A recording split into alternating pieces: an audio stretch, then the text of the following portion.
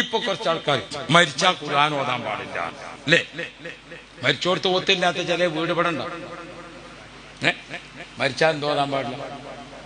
ഖുർആൻ ഓതാൻ പാടില്ല. അപ്പൊ ഞാനിങ്ങനെ ആലോചിച്ചു, ഇവരൊക്കെ മരിച്ചു എന്ന് കേട്ടാൽ നമ്മളിനി എന്താ ചെയ്യാ?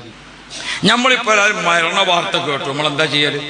നമ്മൾ ഈ സഭയിൽ ഇപ്പൊ ഒരാൾ വന്നിട്ട് പറയാണ് നമ്മൾ ഇന്ന ആള് മരണപ്പെട്ടു കഴിഞ്ഞു, അത് കേൾക്കുന്നതോടുകൂടെ നമ്മളൊക്കെ എന്ത് ചെയ്യും? ഇന്നാ ലില്ലാഹി വ ഇന്നാ ഇലൈഹി റാജിഊൻ. അത് ഖുർആനാണോ അല്ലേ? അത് ഖുർആനാണോ അല്ലേ? ഒരു മുജാഹിദ് മരിച്ചു എന്ന് കേട്ടാൽ ഇന്നാ ലില്ലാഹി എല്ലാം പറ്റുമോ? എന്തേ ഖുർആൻ ഓതാൻ പറ്റൂല? നമ്മൾ വിഷയങ്ങൾ പഠിക്കണോ അല്ലേ? ഒരു മുജാഹിദ് മരിച്ചു എന്ന് കേട്ടാൽ ഇന്നാ ലില്ലാഹി എന്ന് ചെല്ലാൻ പറ്റുമോ? പറ്റൂല. എന്തുകൊണ്ട്? മരിച്ചാൽ ഖുർആൻ ഓതാൻ പറ്റുമോ? പറ്റൂല. നമ്മൾ മയ്യത്ത് അവസാനായിട്ട് ഭൂമിയിൽ നിന്ന് മറയാണ്. അപ്പൊ നമ്മൾ ഒരു പിടി മണ്ണ് വാരിയിട്ട് കബറിലേക്ക് ഇടാൻ എന്താ പറയല്?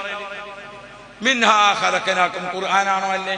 അപ്പൊ ഇവർക്കൊരു പിടി മണ്ണ് വാരിട്ടാ മിൻഹാ ഖലഖനാക്കും ഓതാൻ പറ്റുമോ? പറ്റുമോ? അപ്പൊ പിന്നെ ഇവരൊക്കെ മരിച്ചു എന്ന് കേട്ടാൽ നമ്മൾ ഇനി എന്താ പറയാ? അൽഹംദുലില്ലാ എന്ന് പറയാനും പറ്റൂല, കാരണം ദിക്റും ചെല്ലാൻ പറ്റൂല.